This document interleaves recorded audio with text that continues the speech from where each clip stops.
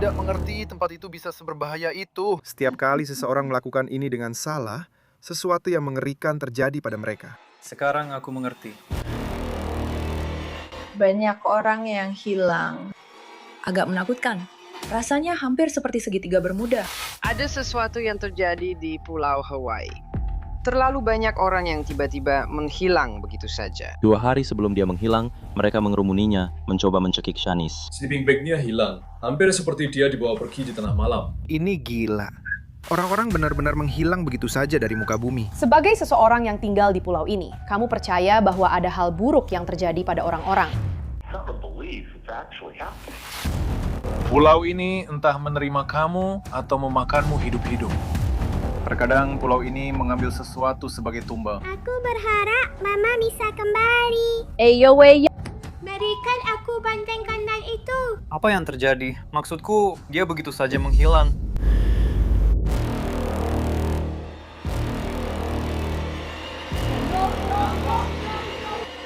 Ini adalah Law and Crime Investigates.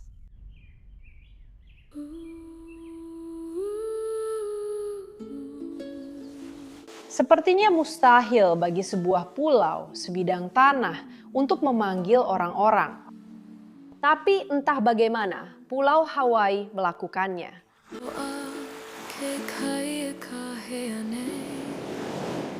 Terletak di ujung kepulauan Hawaii di bawah Maui yang dijuluki Pulau Besar, sangat luas dan terpencil. Dan itulah sebabnya pulau ini memanggil orang-orang, memanggil mereka ke pegunungan yang menjulang, hutan hujan yang memabukkan, dan gunung berapi yang mengancam. Keindahannya membuat orang berpikir tidak ada hal buruk yang terjadi di sini. Pulau besar ini telah menyimpan rahasianya, rahasia tentang orang-orang yang hilang sampai sekarang. Jadi dia sering memakai ini. Kalung harimau, dia selalu memakainya. Dan kemudian dia punya pedang ini yang dia simpan di samping tempat tidurku. Jadi ini kami saat kami bermain football. Dia nomor 69, aku nomor 96. Ayahku menganggap itu lucu sekali.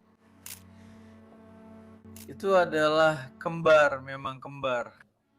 Ini pertama kalinya aku benar-benar jadi individu sendiri sekarang. Aku merasa seperti hanya separuh diriku.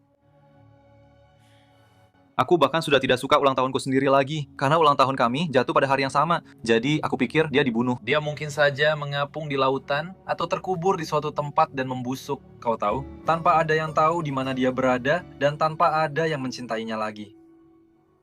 Menyedihkan. Kelly Gravitt adalah salah satu dari hampir 100 orang yang telah menghilang dari Pulau Hawaii hanya dalam 5 tahun terakhir. Itu berarti sekitar 1 orang setiap 2 hingga 3 minggu. Polisi belum memastikan apa yang sebenarnya terjadi pada orang-orang yang hilang ini. Mereka begitu saja menghilang. Departemen telah menangguhkan sebagian besar penyelidikan orang hilang karena kurangnya petunjuk, meninggalkan 100 keluarga, ratusan orang jika dihitung, tanpa mengetahui apa yang terjadi pada orang yang mereka cintai. Sungguh sangat mengejutkan jika dipikir-pikir. Kami ingin mendapatkan informasi lebih spesifik dari Departemen Kepolisian Hawaii, tetapi departemen tersebut menolak untuk bekerja sama dengan kami. Selama penyelidikan ini, Anda akan mendengar beberapa kisah tentang orang-orang yang hilang. Banyak dari kisah itu dimulai seperti Kelly Gravitt. Orang-orang dari daratan utama yang pergi ke Pulau Hawaii untuk mencari ketenangan dan pelarian. Jadi dia dikirim ke Afghanistan saat usianya baru 20 tahun waktu itu. Dan pada 2 Februari 2010 mereka terkena ranjau dan akhirnya semua orang tewas kecuali Kelly. Dan dia diterbangkan ke Fort Lachman dengan setengah kakinya hilang, ada serpihan di wajahnya dan serpihan di lengannya. Dia mengalami cedera otak traumatis. Seorang ahli bedah berkata kepada saya akan jujur, kondisinya tidak baik. Saya rasa dia tidak akan selamat. Dan kami pergi ke Walter Reed dan kami menjalani banyak perawatan medis di sana, di Walter Reed. Dia dianugerahi Purple Heart. Butuh beberapa tahun sampai kulitnya tumbuh kembali. Kami tinggal di hulu sungai di negara bagian Oregon. Dan pada tanggal 8 September 2020 terjadi kebakaran hutan besar. Perapian berdiri di halaman rumah saya. Kami membakar 517 rumah dan kami kehilangan semua yang kami miliki. 5 bulan setelah itu, istri saya meninggal. Dan sekarang kami telah kehilangan segalanya. Kelly memutuskan dia ingin pindah ke Hawaii. Seorang temannya pindah ke sana dan dia pikir itu akan menjadi tempat yang baik untuk mencoba menyembuhkan diri. Dia mencari kedamaian dan ketenangan.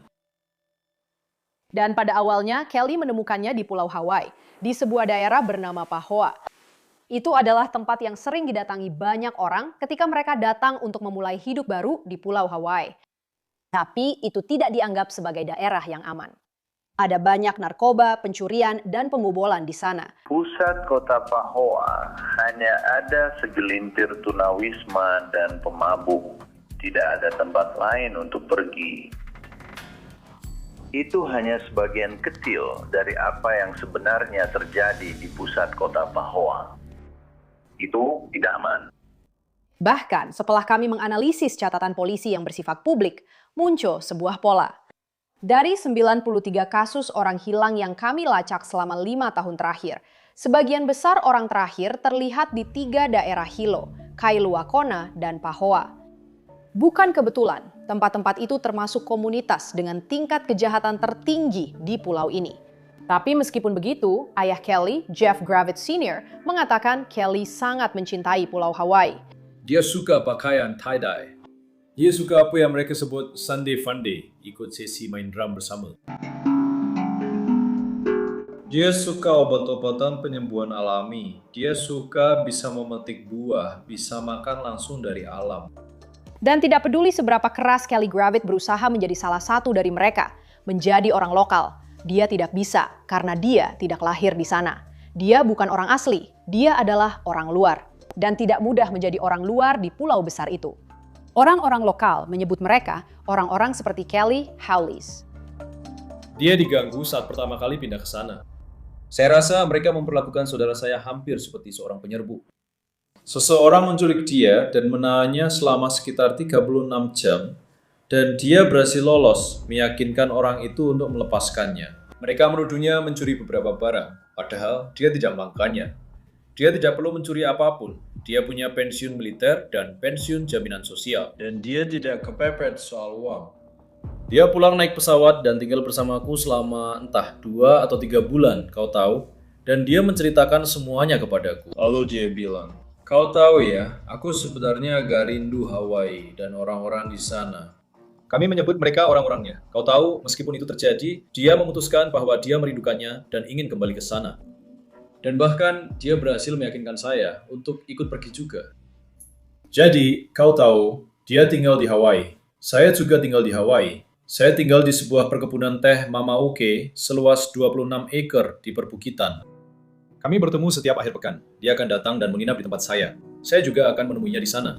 Kami sering bertemu di toko, dan saya sering melihatnya. Kami sangat dekat, bukan hanya sebagai ayah dan anak, tapi kami juga seperti saudara. Kelly tidak tinggal bersama ayahnya. Dia memilih untuk tinggal di sebuah kompleks terpencil bernama Cinderland. Cinderland memposisikan dirinya sebagai eco-village yang berfokus pada keberlanjutan dan sebagai tempat untuk kontemplasi, edukasi, dan persatuan. Dia memilih untuk bersama mereka yang sedang berjuang dan mereka yang sedang mencari keluarga. Dan komunitas Rainbow Family itu menariknya masuk. Dan dia tidak memiliki kemampuan untuk melihat bahwa mereka bukan orang-orang yang tulus. Menurut pendapat saya, itu adalah sebuah sekte. Itu bukan hanya pendapatnya. Pada tahun 2017, CNN menampilkan Cinderland dalam sebuah dokumenter tentang sekte Hari Kiamat. Pemimpinnya menyebut dirinya Yesus dan menjadi semacam Mesias bagi orang-orang yang tinggal di sana. Dan meskipun cerita tentang dugaan kejahatan yang terjadi di Cinderland mudah ditemukan secara online, polisi setempat hampir tidak pernah ikut campur. Meskipun Cinderland adalah komunitas ilegal yang beroperasi tanpa izin yang sah, polisi setempat tidak pernah menutupnya sampai investigasi kami dilakukan. Pada musim gugur tahun 2025, polisi membongkar komunitas tersebut dan memberikan denda kepada pemiliknya karena tidak memiliki izin yang sah. Cinderland mungkin selalu beroperasi secara terpisah, tetapi tetap memiliki peraturannya sendiri, dan Kelly telah melanggar salah satunya. Pada bulan Desember 2020, 25 bulan sebelum Kelly menghilang, orang-orang di Cinderland menuduhnya secara tidak sengaja, menyebabkan kebakaran saat ia tertidur pada suatu malam. Kau tahu, kesalahan terbesar yang kita lakukan adalah tidak segera pergi dari sini malam itu. Setelah Kelly menghilang, keluarganya kemudian menemukan video di Facebook yang menunjukkan orang-orang di Cinderland mengonfrontasi Kelly. Mereka memberikan video-video itu kepada polisi. Kau tahu bagaimana kau melakukannya, Kal? Kau melakukannya dengan minyak lampu. Tidak, tapi kalaupun iya, pasti kau yang menjatuhkannya. Semua dari gulungan itu. Ya, kau sudah membelinya. Aku tidak tahu. Kau membakar sapi itu.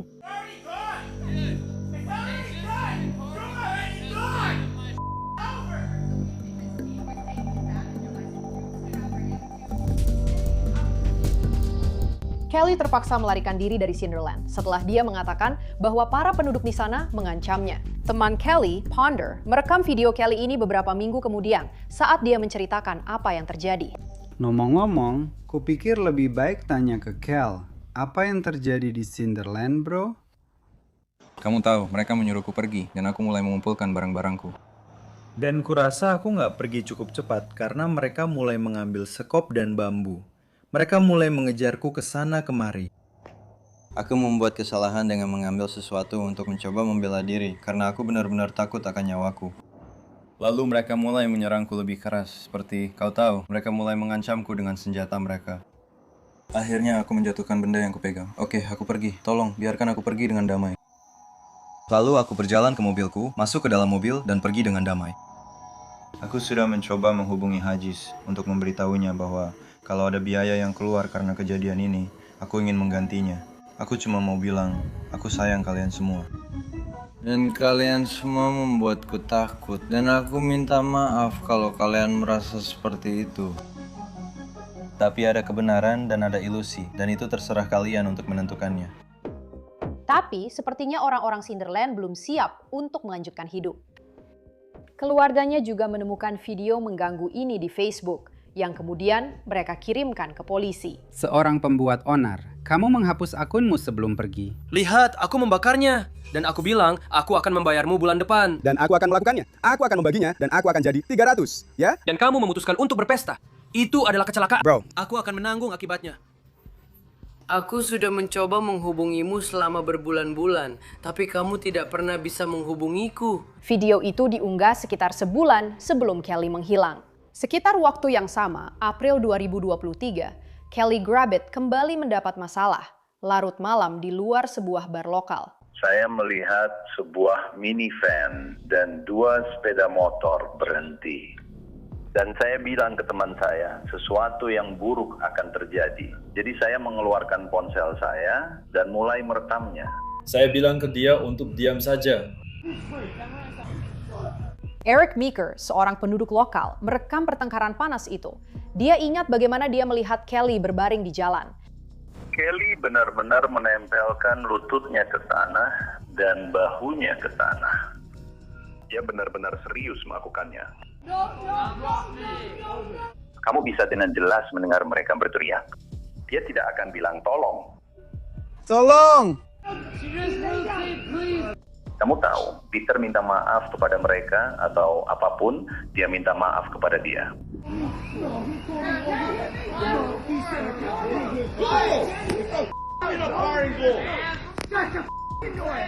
Pada tanggal 9 Mei 2023, Kelly Gravitt memposting untuk terakhir kalinya di Facebook sebuah foto dirinya dengan mata lebam. Meskipun Kelly kehilangan ponselnya tak lama sebelum menghilang, teman-teman dan keluarganya tetap menelpon dan mengirim pesan, berusaha menghubunginya. Saya sadar pada tanggal 12 Mei bahwa saya benar-benar tidak bisa menghubunginya. Dia belum menelpon saya. Kamu tahu, ada sesuatu yang salah. Ulang tahun saya tanggal 19 Mei dan ulang tahun saya tiba. Saya tidak mendengar kabar darinya sejak kami kehilangan komunikasi. Hanya saja, seperti firasat yang sangat kuat, bahwa sesuatu yang sangat buruk telah terjadi. Kau tahu, saat aku pergi ke kantor pos, karena dia biasanya mengambil suratnya langsung di kantor pos. Dia punya paket di sana dari tanggal 8 Mei sampai 12 Mei yang belum pernah dia ambil. Jadi itu benar-benar tanda bahaya besar. Aku pergi ke tempatnya tinggal, kan? Sejak dikeluarkan dari Cinderland, Kelly tinggal di kamp seadanya ini. Tak seorang pun ingin dia berada di sana. Dan pahlawan perang ini pergi dan berkemah sendirian di hutan di atas tanah kosong, membuatnya benar-benar rentan. Saat melihat sekeliling, aku menemukan vape nikotin miliknya di tanah dekat jalan, dan kantung tidurnya sudah tidak ada. Jadi, sepertinya dia telah diculik. Jeff mengajukan laporan orang hilang ke kepolisian Hawaii. Polisi tidak mencatat Kelly sebagai orang hilang yang berisiko, meskipun Kelly memiliki obat-obatan yang harus diminum untuk cedera otak traumatisnya dan menderita PTSD. Saya ditugaskan kepada seorang detektif. Dia menangani kasus ini selama 2 hari, lalu pergi berlibur selama 2 minggu, benar? Lalu dia kembali hanya 2 hari, kemudian dia cuti medis selama seminggu. Lalu dia kembali bekerja selama 2 minggu, lalu dia pergi mengikuti pelatihan di luar pulau selama seminggu. Jadi detektif yang menangani kasus saya benar-benar tidak pernah ada. Kamu tahu, saya menelpon dia, saya menelpon kapten, saya menelpon kepala polisi, saya menelpon wakil kepala. Saya benar-benar frustrasi, saya tidak mengerti. Kamu tahu? Keluarga dan teman-teman Jeff dan Kelly mulai melakukan penyelidikan mereka sendiri. Saya sudah kemana-mana. Kamu tahu, dia nongkrong dan berbicara dengan ratusan orang. Membuat semua selebaran ini, lalu aku menaruh. Kamu tahu, hadiah $10.000 pada selebaran itu. Lalu aku cepat-cepat menaikkannya menjadi hadiah $1.000. Topo vape menghubungi saya, bilang, "Hei, anakmu datang ke sini setiap minggu." Minggu ini dia datang bersama seorang perempuan yang tidak dikenal. Kami belum pernah melihatnya sebelumnya.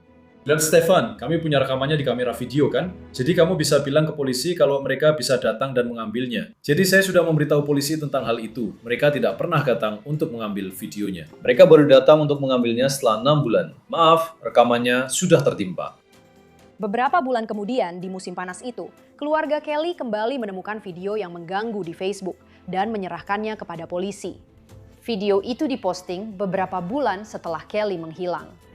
Ada 2 pria yang sedang membicarakan tentang perkemahan lain yang dibakar. Nama Kelly disebutkan. Kau tahu, setiap kali seseorang melakukan kesalahan seperti ini, sesuatu yang mengerikan terjadi pada mereka. Ingat, Kel? Dan dia membakar perkemahanku. Iya, tidak. Orang ini sudah mencoba membakar dan mati seperti sepotong. Ya, aku pikir dia dibunuh. Dan aku sering memikirkannya. Bagaimana detik-detik terakhirnya? Kau tahu, apakah itu terjadi dengan cepat? Apakah itu menyakitkan? Apakah dia disiksa? Apakah dia ditusuk? Apakah dia ditembak? Kau tahu apa yang terjadi? Aku seperti, apa yang terjadi? Seperti dia hilang begitu saja. Tak lama setelah Kelly menghilang, salah satu teman Kelly menjadikan ini misinya untuk mencari tahu apa yang terjadi pada Kelly. Teman itu menerima serangkaian pesan Facebook yang kemudian ia serahkan kepada keluarga Kelly dan mereka kembali mengirimkannya ke polisi. Pesan pertama datang dari seorang pria yang mengenal Kelly. Dia menulis, "Di mana Kel? Menurutmu, 3 dugaan teratasmu, dia ada di terowongan lava yang mana?" Teman Kelly membalas dengan tegas, "Aku ingin tahu siapa dan kenapa." Orang itu melanjutkan, Kel mudah dijadikan sasaran, hanya perlu menunggu sampai dia minum obat malamnya dan pingsan. Kamu pasti akan membuat sedikit lebih banyak keributan. Percayalah, kamu adalah target berikutnya. Kamu adalah orang berikutnya setelah Kel dalam urutan hierarki. Mungkin akan mencoba memaksamu keluar dari jalan saat kamu naik moped. Itu titik lemah mua berikutnya. Jadi, tabrak lari. Pada Juli 2025, teman Kelly ditemukan tewas di rumahnya di Pahoa. Divisi Investigasi Kriminal Kepolisian Big Island sekarang menangani kasus Kelly. FBI juga terlibat. Kamu tahu, saudara laki-laki saya mengatakan sesuatu yang sangat menyeramkan kepada saya saat saya mengunjunginya di sana. Saat saya berada di laut, saya kehilangan beberapa perhiasan. Dia bilang, "Itulah pulau itu, bro. Pulau itu akan mengambil sesuatu darimu. Itu seperti sebuah pengorbanan." Dia bilang pulau itu akan menerima kamu atau memakanmu hidup-hidup. Polisi tidak pernah mengatakan secara terbuka apakah mereka percaya ada tindakan kriminal yang terlibat dalam hilangnya Kelly. Tapi itu tidak berlaku dalam kasus Joseph Smythe yang berusia 54 tahun dan Jennifer Shawn yang berusia 41 tahun. Polisi mengatakan mereka percaya ada tindakan kriminal yang terlibat dalam hilangnya keduanya, meskipun mereka tidak mengatakan alasannya. Smythe terakhir terlihat pada Mei 2021 di rumahnya di Mountain View. Itu adalah kota tetangga dari Pahoa. Shawn tinggal di Pahoa dan terakhir terlihat di rumahnya pada Juli 2022. Shawn telah pindah ke Pulau Hawaii dari Montana bersama 2 putra kecilnya beberapa tahun sebelumnya. Tak lama setelah dia menghilang, polisi menemukan mobil Red Hummer H3 miliknya ditinggalkan. Kedua anaknya tanpa ibu mereka sejak itu telah kembali ke Montana untuk tinggal bersama keluarga. Ini adalah kisah yang mirip dengan William Bishop Sr. Pria berusia 76 tahun itu pindah ke Pulau Hawaii dari Florida sekitar tahun 2020. Dia siap menikmati masa pensiunnya, tinggal bersama putranya, dan menghabiskan waktu bersama cucu-cucunya. Dia berusaha menghabiskan sisa hidupnya dengan kebahagiaan bersama cucu-cucunya, bersantai dan menikmati semuanya. Dia biasa mengantar cucu-cucunya ke sekolah, menjemput mereka pulang, atau membawa mereka ke acara-acara khusus lain. Pada tanggal 22 Januari 2023, dia menghilang dari jalan masuk rumahnya bersama mobil Toyota Corolla 2019 warna peraknya. Ayah saya sedang berada di luar rumah tempat dia tinggal, dan dia sedang mencuci mobilnya. Keponakan saya sedang bermain basket di luar pada waktu yang sama. Keponakan saya memutuskan dia merasa terlalu panas. Saya harus masuk, mendinginkan diri, mandi. Jadi keponakan saya masuk, mandi, santai sebentar, dia di dalam sekitar 1 jam. Lalu dia keluar lagi dan ayah sudah tidak ada. Dia tidak mempertanyakannya karena ayah memang sering keluar masuk sesuka hati. Maksud saya tidak ada larangan atau semacamnya. Jadi tak lama setelah itu, sekitar 1,5 atau 2 jam kemudian, saudara saya pulang ke rumah dan bertanya, "Hei, di mana ayah?" Dan keponakan saya bilang, "Ya, saya kurang yakin. Tadi saya mandi, tahu-tahu ayah sudah tidak ada." Jadi, saudara, saya memutuskan, ayo kita cari tahu dia di mana. Lalu dia mencoba menelponnya. Dan saat dia menelpon, ponsel ayah saya berdering di kamar tempat dia menginap. Jadi, saudara, saya masuk dan melihat di sana ada ponsel ayah saya, di sana ada dompetnya, dan di sana juga ada kantong kecil tempat dia menyimpan vitamin dan berbagai kebutuhan kecil lainnya. Setiap orang pasti punya kantong kecil yang mereka bawa saat pergi kemana-mana. Keluarga menelpon polisi untuk melaporkan dia hilang, karena mereka tahu semua ini sangat mencurigakan. Mereka memeriksa properti Bishop. Kami hanya memeriksa propertinya dengan cepat. Mereka tidak menemukan apapun. Semuanya aman? Mereka berbicara dengan para tetangga. Saya di sini karena salah satu tetangga di jalan ini hilang. William Bishop, apakah Anda mengenalnya? Terakhir terlihat kemarin sekitar pukul 2 dan dia tiba-tiba menghilang. Bahkan menghentikan orang-orang yang lewat di jalan. Selamat pagi, Pak. Saya hanya melakukan pengecekan terkait orang hilang. Salah satu tetangga Anda di jalan ini. Putranya melaporkan dia hilang.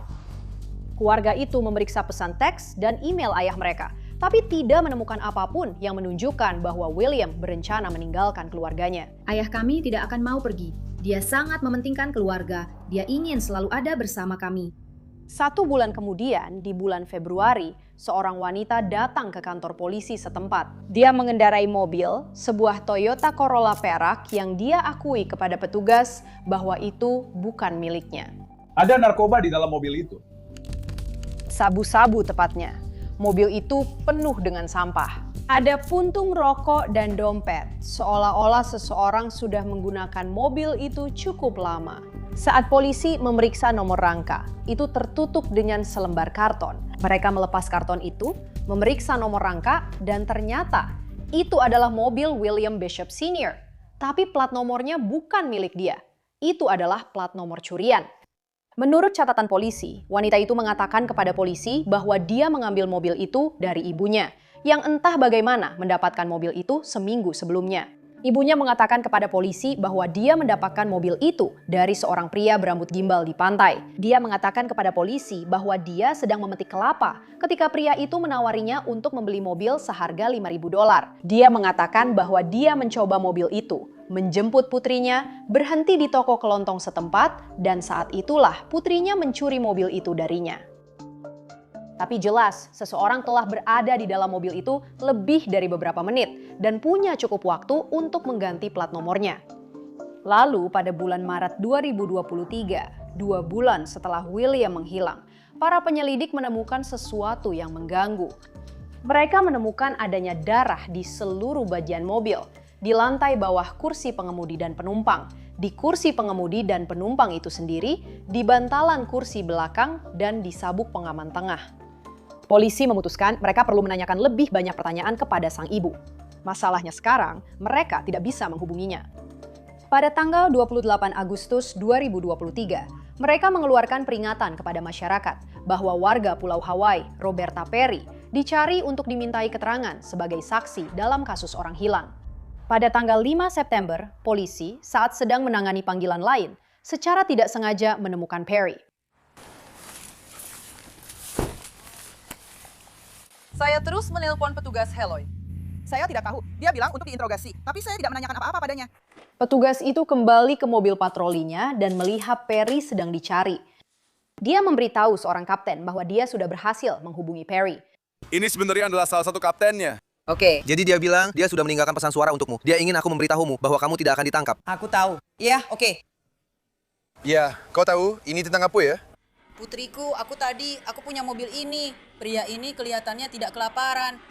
Aku melihatnya di MHC, kau tahu? Dan dia ketahuan bersama pria itu. Katanya, itu mobil pria yang hilang. Oke, terima kasih. Semoga harimu menyenangkan.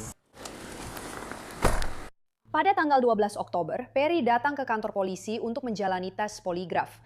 Mereka menanyakan kepadanya apakah dia mendapatkan mobil William Bishop Sr. dari seorang pria berambut gimbal, seperti yang dia katakan. Dia memberitahu polisi bahwa iya, tapi hasil poligraf menunjukkan dia berbohong, dan polisi memberitahunya.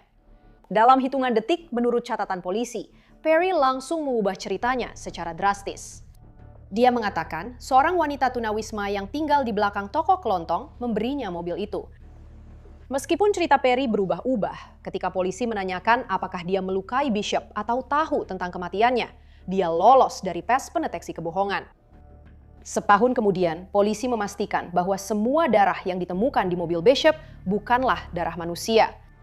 Saya berbicara dengan mantan detektif NYPD Mark Pucci, yang sekarang menjadi penyelidik swasta tentang hal itu. Mereka mengatakan itu bukan darah manusia. Tapi darah itu ada di seluruh kendaraan ini. Bagaimana Anda menjelaskannya?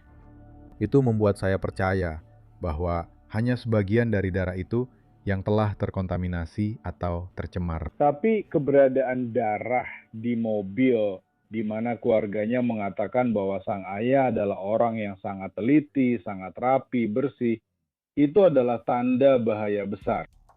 Karena jika dia secara tidak sengaja ada darah apapun di mobilnya, dia pasti sudah membersihkannya. Polisi Big Island secara terbuka menyebut hilangnya William Bishop Sr. sebagai hal yang mengkhawatirkan, tapi tidak mencurigakan. Jika ada darah di dalam mobil dan keluarganya mengatakan bahwa orang ini menghilang, kamu tahu, meninggalkan cucunya sendirian di rumah beserta ponsel, obat-obatan, dan dompetnya. Bagaimana itu tidak mencurigakan? Pucci mengatakan, usia Bishop juga menjadi perhatian karena kebanyakan pensiunan tidak tiba-tiba menghilang begitu saja. Namun dalam penelitian kami menemukan bahwa dalam 5 tahun terakhir, 13 orang berusia 65 tahun ke atas hilang dari Big Island. Rata-rata usia orang hilang dari Big Island adalah 44 tahun lebih tua dari rata-rata orang hilang pada umumnya, yang biasanya berusia 20-an atau 30-an tahun. Usia mereka umumnya dianggap di luar kategori orang yang biasanya berkata, saya akan menempatkan diri saya dalam bahaya. Mereka sebenarnya cenderung menghindari resiko. Dan banyak latar belakang mereka tampaknya menunjukkan bahwa mereka adalah orang-orang yang telah berhasil menyelesaikan pekerjaan, karir, atau membesarkan keluarga mereka. Dan mereka membuat pilihan sandar untuk pergi ke Hawaii untuk bisa dibilang menikmati masa pensiun mereka dan menikmati tahun-tahun tua mereka. Terakhir kali keluarga Bishop mendengar kabar dari polisi adalah 2 tahun lalu, Maret 2024. Saat itu polisi memberitahu mereka bahwa kasus ayah mereka akan dihentikan sementara. Saat itulah keluarga tersebut menyampaikan permohonan mereka lewat Facebook. Nama saya Jay Bishop. Dan saya di sini karena pria ini di sini, William Bishop, adalah ayah saya. Dan dia menghilang di pulau itu. Saya sudah menerima beberapa, dan saya tahu saudari saya juga, beberapa pesan dari orang-orang di pulau itu lewat pesan pribadi yang tidak mau melapor ke polisi, karena mereka khawatir dengan keselamatan mereka. Lalu pada tanggal 10 Februari 2025, putra William, Jay Bishop, menerima pesan teks yang aneh. Maaf mengganggu Anda. Apakah Anda ada hubungan dengan pria tua yang hilang bernama William Bishop? Saya menjawab, ya. Orang itu berkata, saya ingin tetap anonim. Ini ponsel sekali pakai. Maaf. Saya bilang, saya mengerti. Bolehkah saya tahu dari mana Anda mendapatkan nomor telepon saya? Dia bilang, saya benar-benar tidak ingin menjawab itu demi alasan keselamatan pribadi saya. Dan saya minta maaf atas pendekatan ini. Begini situasinya. Saya percaya sebagian besar jawaban Anda akan terungkap. Jadi saya bilang, baiklah. Saya tidak ingin keselamatan siapapun terancam. Dia bilang, lebih ke pihak polisi. Saya tidak khawatir dengan nenek tua itu. Para uskup percaya bahwa nenek tua itu adalah Roberta Perry. Libatkan polisi setelah kamu berada di lokasi. Polisi tidak akan masuk tanpa surat perintah penggeledahan, dugaan yang cukup kuat, dan penyelidikan. Jadi saya bilang, saya kira Anda sedang membicarakan jenazahnya. Lalu dia bilang, setelah kamu di sana, baru hubungi polisi dan tetap berada di properti itu. Jadi mereka punya izin untuk mendatangi Anda berdasarkan pengecualian keadaan darurat terhadap syarat surat perintah penggeledahan. Itu adalah cara yang benar dan tercepat untuk melakukannya. Saya bilang, oke, lokasi, tanda tanya. Dia bilang, bagaimana dengan $800 itu? Saya bilang $800 itu tanda tanya. Pengirim pesan membalas, itu utang wanita itu kepada pengirim pesan. Itulah kenapa saya mencoba mengkhianatinya demi uang yang dia utangkan kepada saya. Kamu bayar itu, lalu aku akan kirimkan koordinat bujur dan lintang yang kamu cari.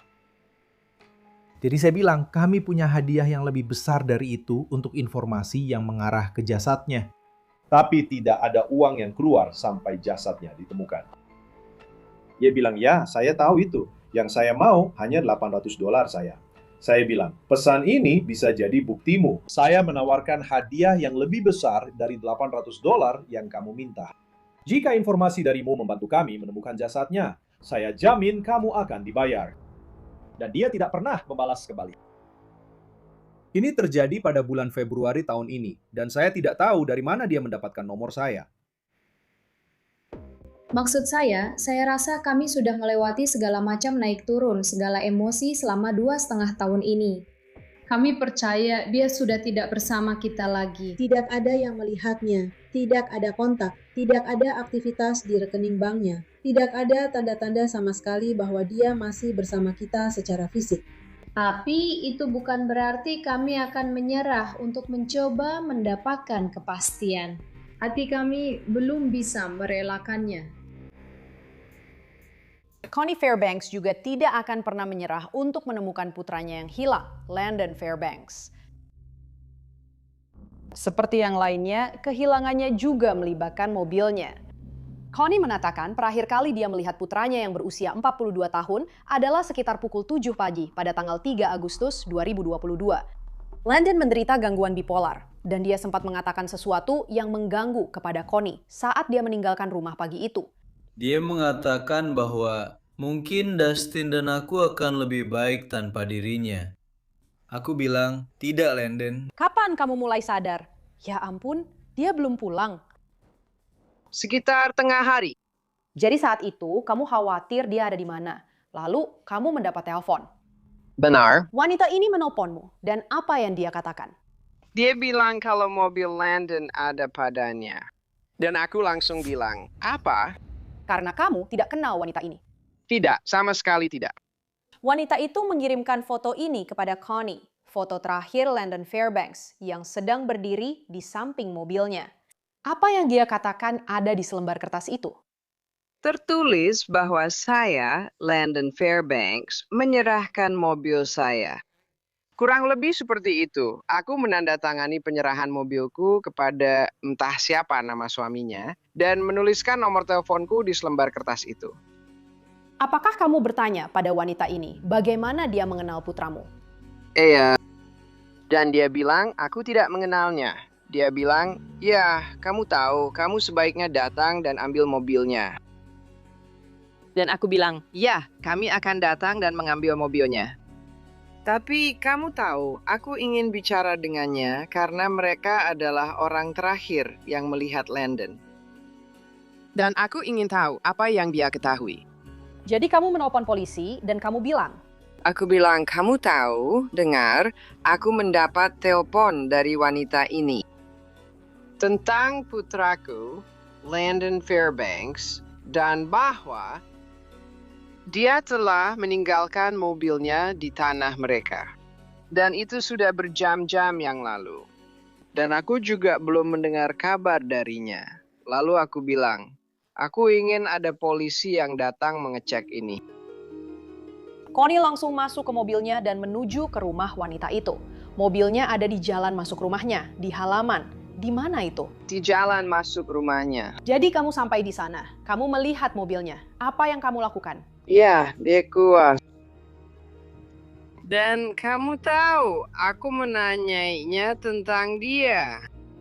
Dan dia terus bilang, oh ya, dia sedang duduk di tanggul laut menunggu teman-temannya datang menjemput. Maksudku, apa kamu melihat dia masuk ke mobil bersama seseorang? Ya, tidak. Dan dia sangat mengelak. Kamu tahu, lanjut. Jadi, apa yang kamu temukan di mobil itu? Aku menemukan ranselnya, yang tidak pernah dia tinggalkan kemanapun dia pergi. Aku menemukan dompet dan ponselnya. Dan saat itulah aku benar-benar mulai khawatir. Dia meminta wanita itu untuk memberikan catatan yang dipegang Landon di foto itu. Tapi wanita itu menolak. Dia tidak mau memberikan selembar kertas itu kepadaku. Apakah kamu bilang ke polisi? Bisakah kalian tolong ambilkan selembar kertas itu? Iya.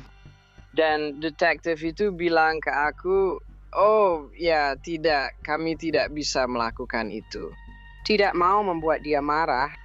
Dan aku bilang, aku tidak peduli kalau dia marah. Aku butuh selembar kertas itu. Dan kenapa dia tidak mau memberikannya padaku? Kalian polisi seharusnya punya selembar kertas itu. Itu adalah barang bukti. Polisi tidak pernah menerima catatan itu dari wanita tersebut. Itu tidak masuk akal. Itu adalah sumber informasi yang sangat berharga yang seharusnya diselidiki secara menyeluruh. Kamu tahu, beserta seluruh rangkaian interaksi itu. Kamu tahu bagaimana dia bisa berada di sana, lalu dia menghubungi ibunya, dan kemudian berusaha mengembalikan mobil itu. Itu tidak masuk akal, karena kenapa kamu membiarkan yang katanya transaksi itu terjadi, lalu tiba-tiba ingin membatalkannya? Jadi maksudku, itu adalah tanda bahaya besar bahwa sesuatu yang buruk terjadi padanya setelah foto itu diambil. Polisi malah pergi ke pantai terdekat dan berbicara dengan orang-orang tentang apakah mereka pernah melihat Landon. Mereka hanya turun dan berjalan-jalan. Lalu berkata, ya, kami tidak bisa menemukannya. Jadi, dia sudah dewasa. Umurnya 42 tahun. Dia pergi sendiri. Pencarian singkat dengan anjing pelacak juga tidak membuahkan hasil. Ada sesuatu yang terjadi di Pulau Hawaii ini. Terlalu banyak orang hilang yang lenyap begitu saja tanpa jejak. Dan sebagian besar kasus orang hilang dari Pulau Hawaii selama 5 tahun terakhir adalah orang-orang yang mirip dengan Landon Fairbanks, yaitu pria kulit putih. Dari 93 kasus yang kami lacak, lebih dari setengahnya, yaitu 42 orang adalah pria kulit putih. Dan Pucci bilang ada sesuatu lagi. Tampaknya ada setidaknya 1 atau 2 wanita yang terlibat langsung dalam penguasaan semua kendaraan ini. Kamu tahu, sepertinya itu adalah pola tersendiri. Jika saya berada di kepolisian Hawaii, saya mungkin akan melihat sebuah pola. Itu mungkin yang mereka sebut, tanda kutip, hidup di luar sistem dan hidup dari alam. Tapi itu belum cukup. Dan mereka mungkin membutuhkan kendaraan untuk dipinjam. Dan kau tahu, jika orang itu ikut bersama kendaraan itu, maka itu hanya korban sampingan saja. Sementara Departemen Kepolisian Hawaii telah berusaha mencari hampir 100 orang yang hilang selama 5 tahun terakhir. Departemen tersebut juga sedang menghadapi masalahnya sendiri.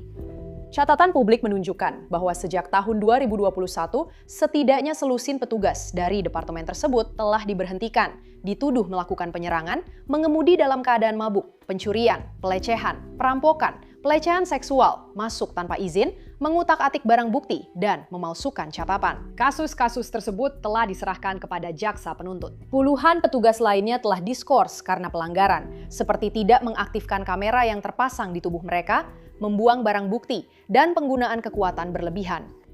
Selain itu, departemen ini juga kekurangan 75 petugas. Dan dengan sebuah pulau seluas 4.000 mil persegi, cukup besar sehingga semua pulau Hawaii lainnya bisa muat di dalamnya hampir 2 kali lipat. Memiliki cukup tenaga kerja sangatlah penting, terutama saat mencoba menemukan orang-orang yang menghilang tanpa jejak.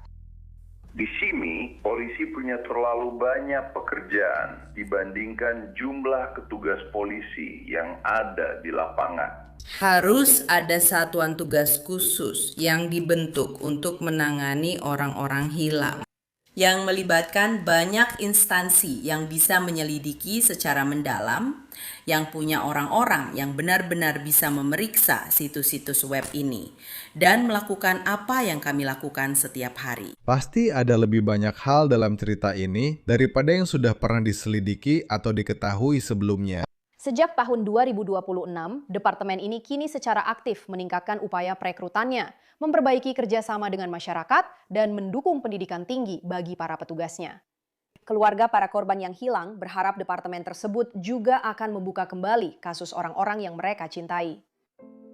Keluarga Shanice Ogata Staudinger yang berusia 29 tahun adalah salah satu dari mereka yang masih menyimpan harapan.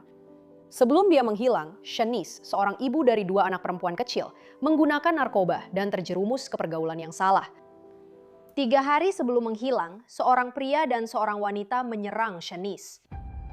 Mereka mengeroyoknya, mencoba mencekik Shanice. Dia melilitkan tali di leher Shanice. Saat dia mencekik Shanice, pacarnya datang dari lokasi dan memukul bagian telinga dan kepala Shanice dengan vas besar atau semacamnya. Shanice berusaha melepaskan diri. Cosper menelepon. Polisi menangkap Shanice dan menuduhnya melakukan penyerangan. 3 hari kemudian, setelah itu, Shanice menghilang. 9 Juli 2023, Shanice pergi memetik opihi bersama sepupunya. Opihi adalah tiram khas Hawaii. Ini makanan istimewa. Memetik opihi itu berbahaya. Orang-orang bisa terseret ke laut. Tapi keluarga Shanice tidak yakin itu yang terjadi padanya. Dia bilang Shanice sedang di kendaraan memperbaiki tas opihinya dan dia pergi ke kanan kendaraan. Sementara Shanice ingin pergi ke kiri. Dan dia bilang pada Shanice untuk tidak pergi ke arah itu. Mari kita tetap bersama. Lalu Shanice berkata, oh tidak, aku akan pergi ke arah itu supaya kita bisa mendapatkan lebih banyak dalam waktu singkat. Jadi dia keluar. Shanice masih di mobil. Dan ketika dia kembali, Shanice sudah tidak ada di sana. Shanice tidak kembali, jadi akhirnya dia pergi ke arah sebaliknya, mencari Shanice di sepanjang garis pantai dan tidak bisa menemukannya. Keluarga menelpon 911 dan pergi ke pantai untuk mencari Shanice, tapi mereka tidak menemukannya. Keesokan paginya, polisi mengirim anjing pelacak ke sana. Mereka membawa barang-barang milik Shanice dari rumah saya. Dan mereka menggunakan barang-barang itu agar anjing pelacak bisa mengendusnya. Keluarga mengatakan bahwa anjing-anjing itu mencium bau Shanice di tempat parkir. Itulah mengapa anjing itu menemukan jejaknya saat dia turun ke mobil. Jadi, aku tidak pernah sampai ke garis pantai. Keluarga Shanice mengatakan bahwa polisi memberitahu mereka bahwa kasus Shanice juga ditangguhkan. Ini adalah kenyataan yang memilukan bagi keluarga Shanice dan kedua anaknya. Di ulang tahunnya yang kelima, putri Shanice hanya menginginkan satu hal. Kamu tiup lilinmu? Kamu minta apa? Aku minta uang. Oh. Iya. Yang aku inginkan saat ini adalah agar kedua keponakanku mendapatkan ibu mereka kembali. Aku sangat kasihan pada mereka karena setiap hari si kecil selalu bertanya. Meminta Yesus untuk membawa ibu kembali. Heather dan Brad Ackley juga berdoa setiap hari agar putra mereka, Tyler Raykovsky Ackley, ditemukan. Kurasa yang membuatku tetap bertahan adalah harapan bahwa kami bisa menemukannya dan membawanya pulang. Tyler pindah ke Pulau Besar dari Minnesota pada tahun 2023. Dia selalu menjadi anak yang ingin keluar dari sini, dan kamu tahu, pergi ke suatu tempat di mana dia bisa berjalan di atas pasir. Kamu tahu, dia sangat mencintai laut dan segala sesuatu tentangnya. Dia terakhir terlihat pada hari Jumat 9 Agustus 2024 di Pahoa. Terakhir kali aku berbicara dengan Tyler pada hari Selasa sebelum Selasa saat dia menghilang. Dia sedang tidak baik-baik saja secara mental. Bukan berarti aku pikir dia akan mengakhiri hidupnya atau semacamnya. Tapi dia memang sedang berjuang untuk tetap bersih dari narkoba. Aku tahu dia datang ke pertemuan NA malam itu di Pahoa. Lalu, seseorang melihatnya pada hari Jumat. Hari Minggu, tanggal 11, aku mendapat telepon dari Departemen Kepolisian Hawaii yang mengatakan bahwa seseorang telah menyerahkan barang-barangnya. Orang itu bilang mereka menemukan barang-barang Tyler di atas beberapa batu di dekat air. Akhirnya aku membuat postingan di Facebook dan aku mencari situs Hawaii manapun, situs pulau besar, untuk mengumumkan agar orang-orang waspada. Aku pikir anjingnya, oh iya, mungkin bersamanya. Dan jika memang begitu, maka aku rasa aku tahu dia baik-baik saja. Tapi kemudian aku menemukan di salah satu situs bahwa seseorang telah menemukan anjingnya dan membawanya pulang ke rumah mereka. Karena dia hanya berkeliaran di daerah tempat dia menghilang. Jadi, saat itulah aku benar-benar mulai merasa putus asa. Dan entahlah, ada yang benar-benar tidak beres. Tapi dalam percakapan dengan beberapa temannya dan yang lain, mereka bilang, dia berkata, "Aku sangat senang punya Ohia. Aku tidak akan pernah meninggalkannya." Heather mengajukan laporan orang hilang. Mereka pergi dan berbicara dengan orang-orang di pusat retret, yaitu Kalani Retreat Center, yang berada di seberang jalan dari tempat dia menghilang. Entahlah, mereka bilang seseorang melihatnya Jumat pagi di tebing, agak ke bawah di bebatuan. Dan saat itu dia tidak stabil. Aku kenal salah satu orang yang bekerja di sana, seorang wanita memberinya air dan seperti granola bar atau sesuatu. Dia bilang dia sedang berusaha menghilangkan mabuknya. Sangat membuat frustrasi, karena tidak ada yang pernah bisa mendapatkan rekaman kamera dari pusat retret itu. Pada saat polisi datang ke sana, mereka bilang rekamannya sudah tertimpa. Jadi disitulah semuanya berakhir. Dan itulah yang benar-benar kami butuhkan. Ketika kami mendapatkan kembali barang-barang milik Tyler dari barang bukti, ada beberapa pesan dan pesan suara yang mengancam di ponselnya. Mengancamnya karena dia berutang uang kepada seseorang 4 atau 5 bulan sebelum kejadian ini terjadi. Beberapa pengedar narkoba sedang mengejarnya. Kami melakukan segala hal yang mungkin saat itu. Memasang selebaran, berbicara dengan siapa saja yang ada di daerah sana. Kami dibantu seorang pria dengan drone miliknya. Dia menerbangkannya di sepanjang garis pantai.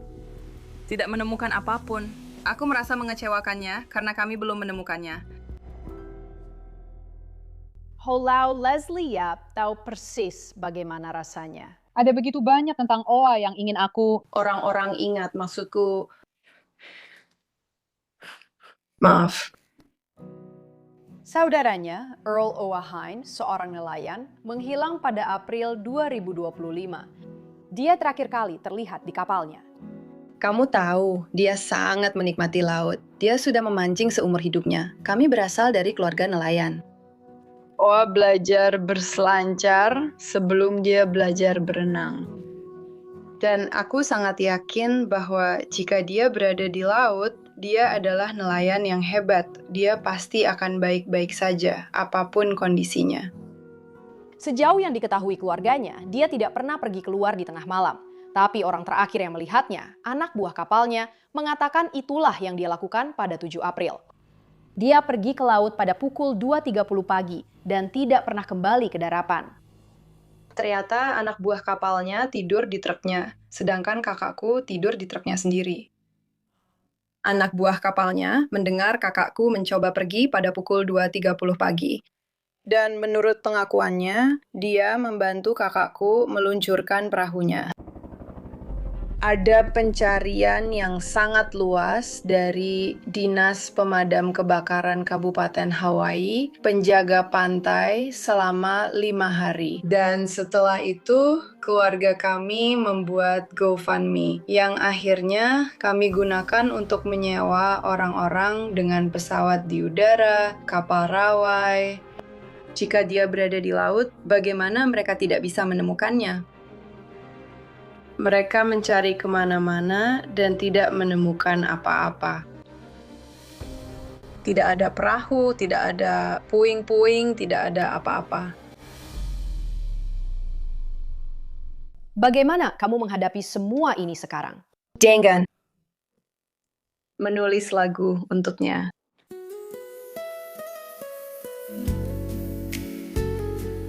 Dan kamu tahu, memainkannya di media sosial. Itu membuatku terus bertahan. Itu membuatku tetap berharap. Itu membuatku merasa bahwa aku berusaha menjaga agar sosok dan namanya tetap hidup selama mungkin.